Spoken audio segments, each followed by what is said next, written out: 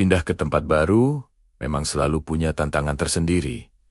Mencari kosan yang murah, misalnya. Itulah yang dialami Dinda, seorang karyawati berusia 24 tahun yang baru saja pindah ke sebuah kosan tua demi menghemat pengeluaran bulanannya. Kamarnya memang tidak seberapa, sempit dan sedikit pengap, tapi cukuplah untuknya yang lebih banyak menghabiskan waktu di luar. Satu-satunya perabotan yang mencolok di sana adalah sebuah lemari jati kuno peninggalan penghuni lama. Lemari itu besar, kokoh, dengan sebuah cermin setinggi badan yang permukaannya sedikit kusam.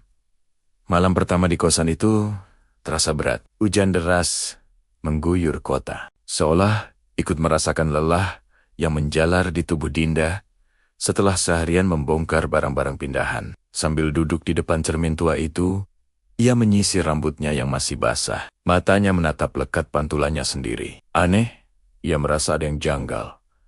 Gerakan tangannya di cermin terasa sedikit terlambat. Seperti ada jeda sepersekian detik antara gerakan aslinya dan apa yang ia lihat di pantulan. Saat ia berhenti menyisir, ia hampir bisa bersumpah melihat tangan bayangannya masih bergerak sekali lagi. Sebelum akhirnya diam.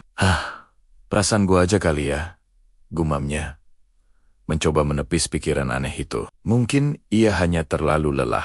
Malam-malam berikutnya, keanehan itu terus berlanjut. Dinda seringkali memergoki bayangannya, melakukan gerakan-gerakan kecil yang tidak ia lakukan. Kadang mengedipkan mata saat ia sedang menatap lurus, atau sedikit memiringkan kepala saat ia diam membeku. Awalnya Dinda mengira ia hanya berhalusinasi. Stres pekerjaan, pindahan, dan adaptasi di lingkungan baru pasti membuatnya sedikit gila. Ia mencoba mengabaikannya, meyakinkan diri bahwa semua itu hanyalah produk dari imajinasinya yang kelelahan. Hingga tibalah malam Jumat Kliwon. Suasana kosan terasa jauh lebih mencekam dari biasanya. Angin di luar menderu pelan, membawa suara-suara aneh yang membuat bulu kuduk meremang. Sekitar pukul 2 pagi, Dinda terbangun karena rasa haus yang mencekat tenggorokan. Ia duduk di tepi kasurnya, yang posisinya menghadap langsung ke lemari jati itu. Dalam kegelapan pekat yang hanya ditemani cahaya bulan yang menyelinap lewat celah jendela, ia menatap ke arah cermin.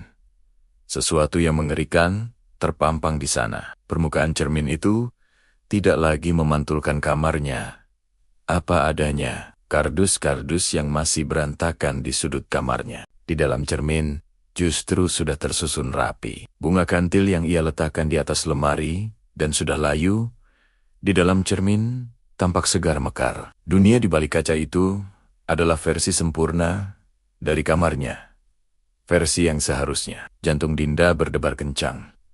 Ini bukan lagi sekadar halusinasi. Rasa penasaran bercampur takut mendorongnya untuk bangkit dari tempat tidur dan mendekati cermin itu. Perlahan, dengan tangan gemetar, ia menempelkan telapak tangannya ke permukaan kaca. Seketika itu juga, ia menarik tangannya kembali. Kaca itu terasa panas, bukan dingin seperti seharusnya. Kok panas? Bisiknya ngeri. Saat itu juga, ia mendengar suara napas berat tepat di samping telinganya. Suara geraman halus yang bukan miliknya. Dinda menatap tajam ke dalam cermin, langsung ke mata pantulannya.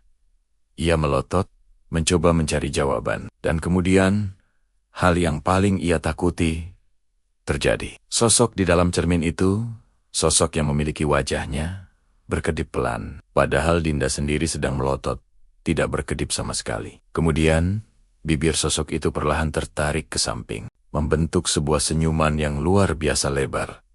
Senyuman yang tidak wajar dan tidak manusiawi. Belum sempat Dinda berteriak, sebuah tangan tiba-tiba menerobos keluar dari permukaan cermin, seolah menembus air, dan langsung mencengkeram lehernya dengan kuat. Dinda meronta, kakinya menendang-nendang panik, mencoba melepaskan diri. Tapi cengkeraman itu terlalu kuat. Ia merasa tubuhnya ditarik paksa ke depan.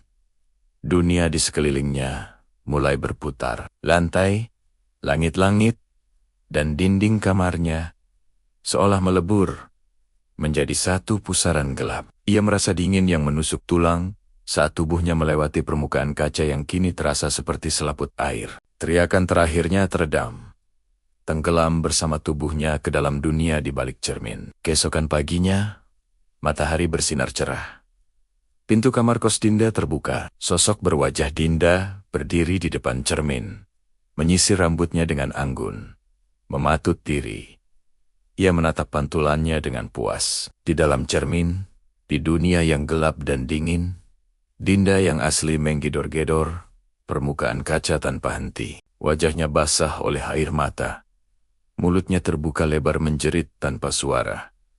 Terperangkap selamanya di dalam penjara kacanya. Sosok di luar cermin itu tersenyum puas menatap dirinya. Kemudian ia menoleh, menatap lurus ke arah kita para penonton. Dengan suara lembut ia berbisik, "Cantik." Di kejauhan, terdengar suara ketukan pelan dari dalam cermin, tok, tok, tok, yang semakin lama semakin lirih, lalu hilang.